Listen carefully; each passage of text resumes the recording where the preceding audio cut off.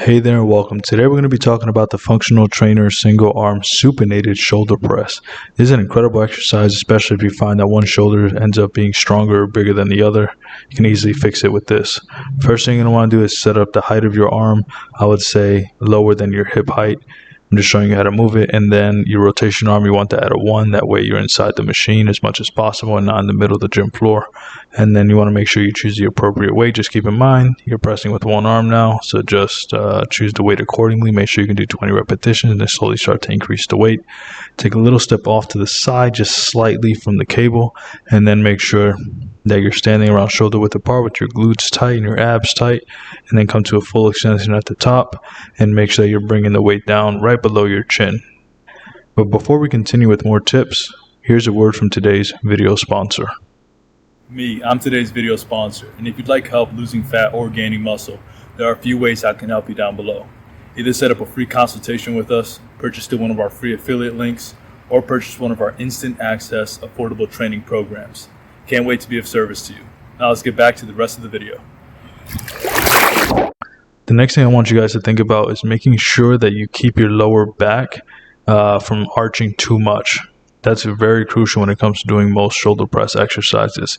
I find that people tend to arch their lower back excessively in order to move heavier weight, but that puts way too much strain on your lower back and it's completely unnecessary. You can build incredible shoulders simply by doing it with proper form, with the least amount of risk and the least amount of pain. So the way you do that is by keeping your glutes tight and standing up tall and your abs tight. And once you do that, it's very hard to arch your lower back. Something has to give. So when you're doing any shoulder press, just really think about doing that. Also, what I want you guys to think about is keeping that cable fairly close to the face. And the reason you do this is because you don't want the weight to pull you forward. You want it to directly pull you down.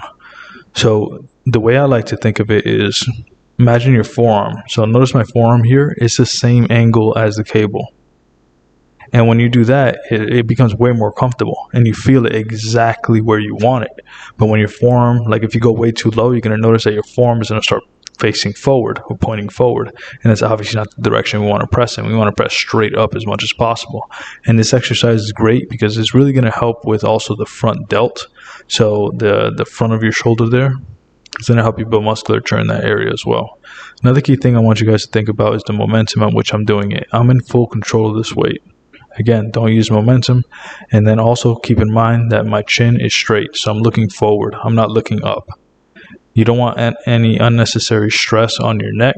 You want to put all the stress, all the pressure, all the tension only on the shoulder that you're working. Or at least think of doing that as much as you can. So here's some common mistakes, like I said, using a bunch of momentum in order to move the weight. That's obviously not something you want to do. You also don't want to be doing half reps at the bottom of the range or half reps at the top. That usually means the weight's too heavy again. Also, keep that elbow tucked in. You don't want your elbow flaring out like this. This is a very bad position to press in and you will get injured. Next thing is keep your chin tucked, like I said. You do not want to be looking up when you're doing this and placing unnecessary strain on your neck. Then lastly, you want to be pressing upward, not forward like this. We want to be pressing in one direction overhead.